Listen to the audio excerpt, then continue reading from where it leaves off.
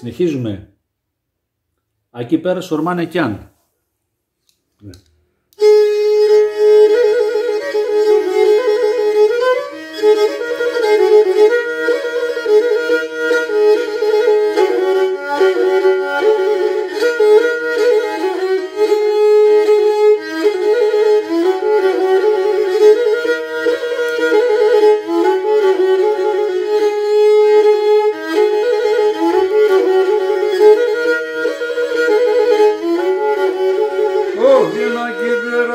Σορμάνεκιαν οριάζε σταρνία, εκεί πέρα σορμάνεκιαν οριάζε σταρνία και χορτάζαν ακούα το πουλί την τραγωδία και χορτάζαν ακούα το πουλί την τραγωδία.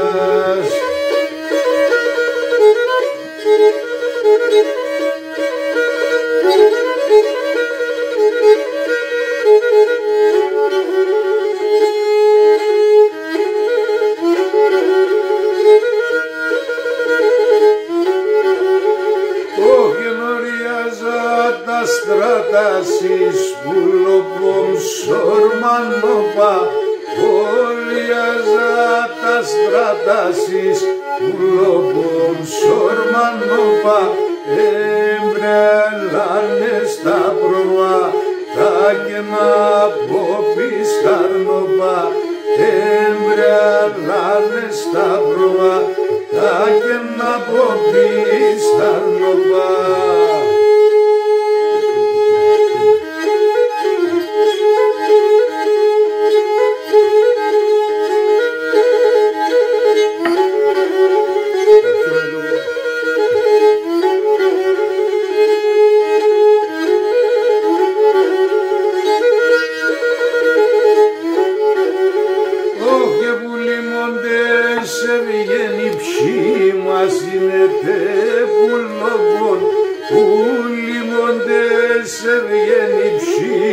Ασύνεται πουλόβον και λαϊδί και χαρέντε ρίσκεται σον το καρδοβόν και λαϊδί και χαρέντε ρίσκεται σον το καρδοβόν.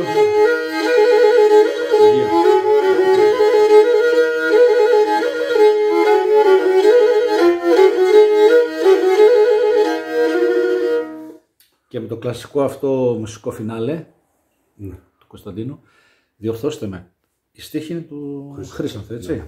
Ωραία, βεβαίως. Πάνω σε παραδοσιακό μοτίβο, η γλώσσα του πολύ σωστή κτλ.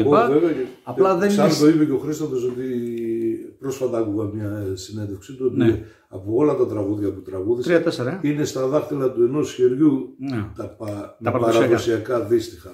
Τα άλλα όλα είναι δικές του δημιουργίες. Είπε κιόλας ότι μπορεί να είναι και το ένα μέρος παραδοσιακό και το άλλο να το συμπλήρωσα, ναι, ή ατόφια δικά του. Αυτό είναι, αλλά είναι ένα πολύ ωραίο τραγούδι και σαν στίχος είναι ωραίος. Θα συμφωνήσουμε.